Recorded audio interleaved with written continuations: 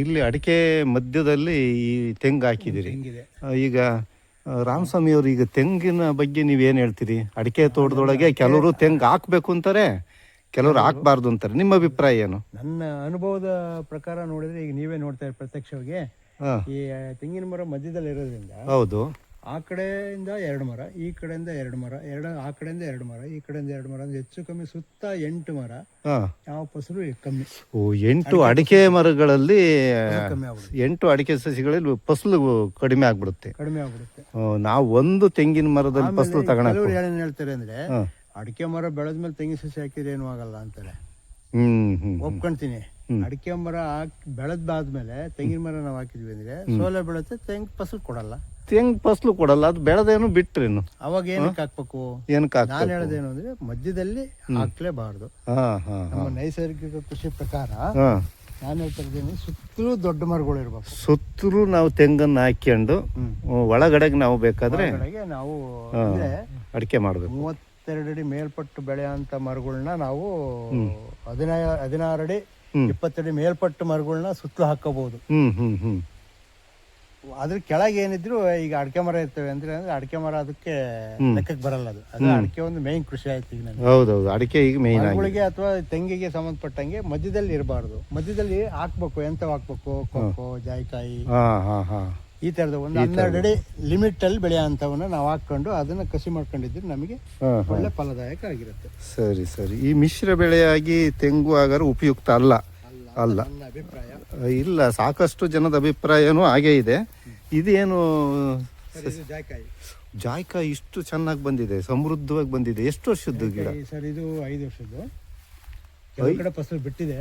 ಅದೇ ಇದು ಸ್ವಲ್ಪ ಕೆಲವು ಇದ್ರ ಮೇಲೆ ಹೋಗುತ್ತೆ. ನಾಟಿನೇ ಇದು ಅಂದ್ರೆ ಬೀಜದ್ದೇ ಇದು. ಇದು ಬೀಜದ್ದು. ಇದು ಬೀಜದ್ದಾದ್ರೆ ಸ್ವಲ್ಪ ಲೇಟ್ ಆಗುತ್ತೆ. ಅಂದ್ರೆ ಲೇಟ್ ಆಯ್ತು ಅಂತಂದ್ರೆ ಏನಾಗುತ್ತೆ ಅಂದ್ರೆ, ಮೊನ್ನೆ ನಮಗೆ ಅದೇ ಸಾವಯವ ಬಳಗದಾಗ ಒಂದು ಮಾಸಿಕ ಕಾರ್ಯಕ್ರಮ ಇಟ್ಕೊಂಡಿದ್ವಲ್ಲ, ಅವಾಗ ಈ ತರ ಕುಡಿ ಇದೆಯಲ್ಲ, ಈ ತರ ಕುಡಿ ಇದೆಯಲ್ಲ, ಇಲ್ಲಿ ಈ ರಂಗೇನ ನಾವು ಬೆಳೆಯಕ್ ಬಿಟ್ಟಿದ್ವಿ. ಇದು ಸೈಡ್ ಎಫೆಕ್ಟ್. ಹಾಗಾಗಿ ನಮಗೆ ಫಸಲು ಬರಲಿಲ್ಲ. ಕೆಲವೆಲ್ಲ ಕರೆಕ್ಟಾಗಿ ಸ್ಟ್ರೈಟ್ ಆಗಿ ಹೋಗುತ್ತೆ. ಈ ತರ ಒಂದು ಚದ್ರ ಬರುತ್ತೆ. ಹಾಗಾದ್ರೆ ಇದು ಕಸಿ ಗಿಡ?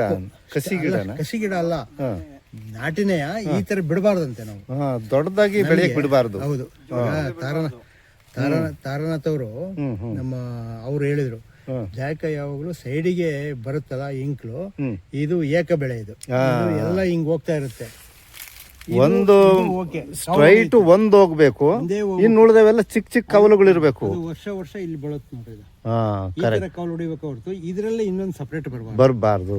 ಆ ತರ ಬಂದಿದ್ರಲ್ಲೇ ನನ್ನಲ್ಲಿ ಫಸಲಿಲ್ಲ. ಅದೇ ಒಂದೇ ಒಂದು ಏಕದ ಸಸಿ ಬಂದ ಗಿಡಗಳಾಗಿ ಆಲ್ರೆಡಿ ಫಸಲು ಬಂದಿದೆ. ಸರ್, ಇದೆ ಎಂತ ಗಿಡ? ಇದು ರೆಡ್ ವಾಟರ್ ಆಪಲ್ ಅಂತ. ರೆಡ್ ವಾಟರ್ ಆಪಲ್ ಅಂತಲಾ? ರೆಡ್ ವಾಟರ್ ಆಪಲ್ ಸದ್ಯಕ್ಕೆ ಫಸಲು ಇತ್ತು, ಎಲ್ಲ ಉದುರಿದೆ. ಹೌದಾ? ಕಂಟಿನ್ಯೂ ಆಗಿ ಒಂದು 2-3 ತಿಂಗಳು ಹೂವು ಆಗ್ತಾ ಇರುತ್ತೆ. ರೆಡ್ ವಾಟರ್ ಆಪಲ್ ಹಣ್ಣು ಬಂದಿದೆ ಇಲ್ಲಿ. ನಾವು ಅಟ್ಲೀಸ್ಟ್ ನೋಡ್ಲಿಕ್ಕಾರು ನೋಡ್ರಿ, ಇಲ್ಲಿದೆ. ಗೊಂಚಲು ಬಿಡುತ್ತೆ. ಗೊಂಚಲು ಹೂವು ನೋಡ್ರಿ, ಸಿಕ್ಕಾಬಟ್ಟ ಹೂವಿದೆ. ಹಣ್ಣಿದೆ. ಹಣ್ಣುಗಳು ಉದುರಿಬಿಟ್ಟಿದ್ದು ನಾವು ನೋಡಿರ್ಲಿಲ್ಲ. ಜನವರಿಯಿಂದ ಫೆಬ್ರವರಿ ಮಾರ್ಚ್ ನೋಡಿದ್ರೆ ಹಣ್ಣು ಹಾಗೆ ಉದುರಿದಾಗ ನೋಡಿ ಈ ತರ ಬರುತ್ತೆ ವಾಟರ್ ಆಪಲ್ ಅಂತ. ನೋಡ್ರಿ, ವಾಟರ್ ಆಪಲ್ ಸೂಪರ್ ಆಗಿದೆ ಅಲ್ಲ? ಇದು ಮೊನ್ನೆ ಮನೆಗೆ ಒಂದು ಕೊಯ್ದಿದ್ದೀನಿ. ನಿರಂತರವಾಗಿ 15 ದಿವಸಕ್ಕೊಂದ್ಸರಿ ಬರ್ತಾನೆ ಇರುತ್ತೆ ಹಣ್ಣು. ಬಿಡ್ತಾ ಮಂಜಣ್ಣವ್ರೆ, ಅಲ್ಲೊಂದೆರಡು ಬಿದ್ದಿದೆ ನೋಡ್ರಿ. ಗೊಂಚಲು ಹಣ್ಣು ಬಿಡ್ತಾ ಇರುತ್ತೆ ಇಲ್ಲಿ. ಗೊಂಚಲು ಹಣ್ಣು ಬಿಡ್ತಾ ಇರುತ್ತೆ, ಮತ್ತೆ ಹಿಂದ್ಗಡೆ ಹೂವು ಆಗ್ತಾನೆ ಇರುತ್ತೆ. 2 ರಿಂದ 3 ತಿಂಗಳು ಬರ್ತಾ ಇರುತ್ತೆ. ಸೂಪರ್ ಆಗಿದೆ, ಬಹಳ ಚೆನ್ನಾಗಿದೆ. ಮತ್ತೆ ಫುಲ್ ಸ್ವೀಟ್ ಇರುತ್ತೆ. ತುಂಬಾ ಚೆನ್ನಾಗಿದೆ ಬಿಡ್ರಿ. ಇದರಲ್ಲಿ ಬೀಜ ಬರಲ್ಲ, ನೀರಿನಂಶ ಇರುತ್ತೆ. ಹೌದು. ಇದು ಕೆಲವರು ಹೇಳ್ತಾರೆ ಇದು ತುಂಬಾ ಬಿಪಿಗೆ ತುಂಬಾ ಒಳ್ಳೆಯದು. ಅಂದ್ರೆ ನಾನು ಹಾಕಿರೋದೆಲ್ಲ ಆರೋಗ್ಯ ದೃಷ್ಟಿಯಿಂದನೇ ಸಸಿಗಳು ಮಾಡಿದ್ದೀನಿ. ನಾನು ತಿಂತಾ ಇದ್ದೀನಿ. ತಿನ್ರಿ, ಒಳ್ಳೇದು. ಯಾಕೆಂದ್ರೆ ಹೊರಗಿಂದ ಯಾವ ಹಣ್ಣು ತರಕ್ಕೆ ಹೋಗಲ್ಲ. ನೋಡ್ರಿ, ಇಲ್ಲಿ ಕೆಲವು ಕಡೆಗೆ ಬಿದ್ದೆಲ್ಲ ಇದಾಗಿ ಹೋಗಿದೆ. ಅಲ್ಲ, ನೋಡೋಣ. ಇದು ಒಂದು ಜಾಯ್ಕಾಯಿ ಗಿಡ ಅಲ್ವಾ? ಒಟ್ಟು ಎಷ್ಟು ಹಾಕಿದಿರಿ? ನಾನು 40 ಹಾಕಿದ್ದೆ. 40. 40ರಲ್ಲಿ ಹಾಂ ನಾನು ಭದ್ರಾವತಿಯಿಂದ ಬಂದು ಆರೈಕೆ ಮಾಡೋಕ್ಕೆ ಅದು ನೀರು ಕಮ್ಮಿ ಆದರೂ ಹೋಗುತ್ತೆ, ನೀರು ಜಾಸ್ತಿ ಆದರೂ ಹೋಗುತ್ತೆ. ಹಾಂ ಹಾಗಾಗಿ 16 ಗಿಡ ಇದ್ದಾವೆ. 16 ಗಿಡ ಸಮೃದ್ಧಿಯಾಗಿದ್ದಾವೆ ಅಂತಂದ್ರೆ. ಉಳಿದವು ಫೇಲ್ ಆಗಕ್ಕೆ ಕಾರಣ ಅಂದರೆ ಅದೇ ಹೇಳಿದ್ನಲ್ಲ, ಅವಾಗ ಡ್ರಿಪ್ ಮಾಡಿದ್ವಿ. ಅದೇ ಡ್ರಿಪ್ ನೀರು ಹೋಗಲ್ಲ, ನೀರು ಅದಕ್ಕೆ ನಾವು ಇಲ್ಲಿರಲಿಲ್ಲ, ನೋಡಕ್ಕಿಲ್ಲ. ಹೆಸರು ಒಂದ್ಸರಿ ಬಂದು ಹೋಗೋಷ್ಟರಲ್ಲೇ ಬಾಡೋಗಿರವು. ಹಾಗಾಗಿ ಪ್ರಾಬ್ಲಮ್ ಇತ್ತು. ಈಗ ಇಲ್ಲಿ ಸೇರ್ಕೊಂಡ ಮೇಲೆ ಎಲ್ಲ ಸಮೃದ್ಧಿಯಾಗಿ ಕಟ್ತಾ ಇದ್ದೀರಿ. ಎಳ್ಳಿ ಮರ, ಎಳ್ಳಿಕಾಯಿ. ಹಾಂ ಎಳ್ಳಿಕಾಯಿ. ಎಳ್ಳಿಕಾಯಿ ಎಳ್ಳಿಕಾಯಿದು ಚೆನ್ನಾಗಿದೆ ಮರ. ಹಾಂ ಚೆನ್ನಾಗಿದೆ. ಕಾಯಿ ನೋಡ್ರಿ ಎಷ್ಟೊಂದಿದೆ. ಅಯ್ಯೋ ಅಯ್ಯೋ ಅಯ್ಯೋ ನೋಡ್ರಿ, ಎಲೆಗೊಂದೊಂದು ಕಾಯಿ ಇದೆ. ಗೆಜ್ಜೆ ಕಟ್ಟಿದಂಗೆ ಆಗಿದೆ. ಎಲೆಗೊಂದೊಂದು ಕಾಯಿ ಅಂತೂ ತಪ್ಪಾಗ್ಲಾರ್ದು ಅಷ್ಟು ಕಾಯಿ ಇಟ್ಕೊಂಡಿದೆ. ಹಾಂ ತುಂಬ ಚೆನ್ನಾಗಿ ಹಿಡ್ದಿದೆ. ತೆಂಗಿಗೆ ಕೆಲವರೆಲ್ಲ ಸುತ್ತ ಬಗ್ಸ್ತೀರಪ್ಪ. ನಮಗೆ ಸುತ್ತ ಬಗ್ಸೋದು ಏನಿಲ್ಲ ಸರ್. ನಾನು ಆ ರೀತಿ ಏನು ಮಾಡೋದು ಬೇಡ. ಇಲ್ಲಿ ಮೂಲೆಗೆ ಹಣ್ಣಿನ ಗಿಡಗಳು ಅಂದ್ರೆ ಅಲ್ಲಿ ಇಲ್ಲೊಂದು ಪಪ್ಪಾಯಿ ಗಿಡ ಇದೆ. ಪಪ್ಪಾಯಿ ನ್ಯಾಚುರಲ್ ಆಗೇ ಹುಟ್ಟಿರೋದು. ಪಕ್ಷಿಗಳು ತಗೊಂಬಂದು ಅಲ್ಲಿ ನಾನು ಒಂದ್ಸರಿ ಹಾಕಿದ್ದೆ. ಈ ಅರಣ್ಯ ಇಲ್ಲಿ ಇದು ನಿಂಬೆ ಗಿಡ ಇದ್ದಂಗೆ ಕಾಣ್ತೈತಿ. ಏನು ಯಾವ್ದಿದು? ಬನ್ನಿ ಸರ್, ಇದು ಸರ್ ದಪ್ಪ ಇದೆ. ಅಲ್ಲ, ಇದು ಫುಲ್ ಹಣ್ಣು ಬರುತ್ತೆ ಈಗ. ಅಲ್ಲ ಎಂತ ಗಿಡ ಇದು? ಮೋಸಂಬಿ ಗಿಡ. ಮೂಸಂಬೆನಾ? ಮೋಸಂಬಿಯಲ್ಲಿ ಯಾವುದೇ ಕಾರಣಕ್ಕೂ ಮುಳ್ಳು ಬರಲ್ಲ. ಇದು ನೋಡಕ್ ನಿಂಬೆ ಗಿಡದಂಗೆ ಕಾಣುತ್ತೆ, ಗಿಡ ಇದ್ದಂಗೆ ಕಾಣುತ್ತೆ, ಬಟ್ ಮುಳ್ಳಿರಲ್ಲ. O correct. ನಾನು ಕಸಿ ಮಾಡಿಲ್ಲ, ಏನಿಲ್ಲ, ತಂದು ಹಾಕಿದ್ದಷ್ಟೇ. ತಂದು ಹಾಕಿದ್ದು ಮಾಡಕ್ಕಾಗಲ್ಲ. ಏನು ಮಾರೋ ಉದ್ದೇಶ ಇದ್ರೆ ಏನ್ ಬೇಕಾದ್ರೂ ಮಾಡ್ಬೋದು. ಮನೆಗೆ ಬಿಟ್ಟಾಗ ನೀವು ಮನೆಗೆ ಆಗೋವಂತ ಬೇಕಾಗೋ ಎಲ್ಲಾ ಫ್ರೂಟ್ಸು ಹಾಕಿ ಬಿಟ್ಟಿದಿರಿ. ಹೂವು ಆಗ್ತಾ ಇರುತ್ತೆ ನೋಡಿ ಸರ್, ಇಲ್ಲಿ ಹೂವು ಆಗ್ತಾ ಇದೆ, ಕಾಯಿ ಆಗಿದೆ. ಹೂವು ಕಾಯಿ ಇದು ವರ್ಷವೆಲ್ಲ ಬಿಡುತ್ತಾ? ಅದ್ಯಾವ್ದು ನಿಂಬೆ ಬಿಡುತ್ತೆ ಅಂದ್ರಲ್ಲ, ಆ ರೀತಿ ಹಂಗೆ ವರ್ಷ ಕಾಲಲ್ಲ ಅಂತಲ್ಲ, ಒಟ್ಟಿಗೆ ಅದೇ ಹೇಳಿದ್ನಲ್ಲ, ಹೂವು ಆಗ್ತಾ ಇರುತ್ತೆ, ಹಿಂದಿನ ಕಾಯಿ ಬಿಡ್ತಾ ಇರುತ್ತೆ. ಇದ್ರಲ್ಲೇ ಹಣ್ಣು ನಾನು ಕಲರ್ ಕೆಂಪಗಾದಾಗ ಅಂದ್ರೆ ಹಳದಿ ಕಲರ್ ಬಂದಾಗ ಮಾತ್ರ ಹಾರ್ವೆಸ್ಟ್ ಮಾಡ್ತೀವಿ, ಉಪಯೋಗಿಸೋದು. ಬಂದರಿಗೆ ಯಾರಿಗಾರ ಕೊಡ್ತೀನಿ, ನಾವು ತಿನ್ನೋದ್ರೆ ತಿಂತೀವಿ, ಬಟ್ ಸ್ವೀಟ್ ಬರುತ್ತೆ. Okay okay. ಇದು ಮೋಸಂಬೆ. ಒಂದೇ ಗಿಡ ಹಾಕಿನಿ, ಕಮ್ಮಿ ಅಂದ್ರೆ ಒಂದು 200 ಹಣ್ಣು ಬಿಡುತ್ತೆ. Very good. ಇದೊಂದು 200 ಬಿಡುತ್ತೆ. ಒಂದು 200. ಒಂದು ಸಣ್ಣ ಗಿಡ ಇದು 200 ಬಿಡುತ್ತೆ. ಸಣ್ಣ ಗಿಡ ಅಂತಂದ್ರೆ ನೋಡಕ್ ಸಣ್ಣ ಗಿಡ ಇದೆ. ಹೌದು. ಉದುರಿದಾವೆ ಬರುತ್ತೆ. ಅಲ್ಲಲ್ಲ ಬಿಡುತ್ತೆ ಬಿಡುತ್ತೆ. ಅದೇ ಅನುಮಾನ ಇಲ್ಲ ನೀವು ಹೇಳೋದ್ರಾಗೇನು. ಜೀವಾಮೃತ ಸ್ಪ್ರಿಂಕ್ಲರ್ ಅಲ್ಲೇ ಬಿಡ್ತೀನಿ ನಾನು. ಜೀವಾಮೃತ ಬಿಡ್ತಿದ್ದೀರಿ? ಸ್ಪ್ರಿಂಕ್ಲರ್ ಅಲ್ಲೇ ಬಿಡ್ತೀನಿ. ಅದಕ್ಕೆ ನಾನು ಜೀವಾಮೃತ ತಂದು ಹಾಕ್ತಿರ್ಲಿಲ್ಲ. ಈ ಯಾವ್ದು ಇದು ತೆಂಗು ಬಿಡ್ತಿರ್ಲಿಲ್ಲ. ಒಳ್ಳೆ ಫಸ್ಲಿದೆ. ಫಸ್ಲು ಸುತ್ತಲೂ ಬಿಟ್ಟಿದೆ. ಈ ವರ್ಷನೇ ನಾನು ನೋಡ್ತಾ ಇರೋದು. ಈ ವರ್ಷ ನೀವು ಜೀವಾಮೃತ ಸ್ಟಾರ್ಟ್ ಮಾಡಿ ಎಷ್ಟು ದಿವಸ ಆಯ್ತು? ನಾನು ನಾನು ಹೇಳಿದ್ನಲ್ಲ, ಈ ಒಂದು 9ನೇ ವರ್ಷದ ಅನುಭವದಲ್ಲಿ ನನ್ನ ತೋಟದೊಳಗೆ 1 ಗ್ರಾಮು ಸಹ ಕೆಮಿಕಲ್ ತಂದಿಲ್ಲ. ಕೆಮಿಕಲ್ ತೋರಿಸಿಲ್ಲ? ತೋರಿಸೇ ಇಲ್ಲ. ಫಸ್ಟ್ ಏನ್ ಮಾಡ್ತಾ ಇದ್ದೆ ಅಂದ್ರೆ, ನನಗೆ ಗೊತ್ತಿರ್ಲಿಲ್ಲ.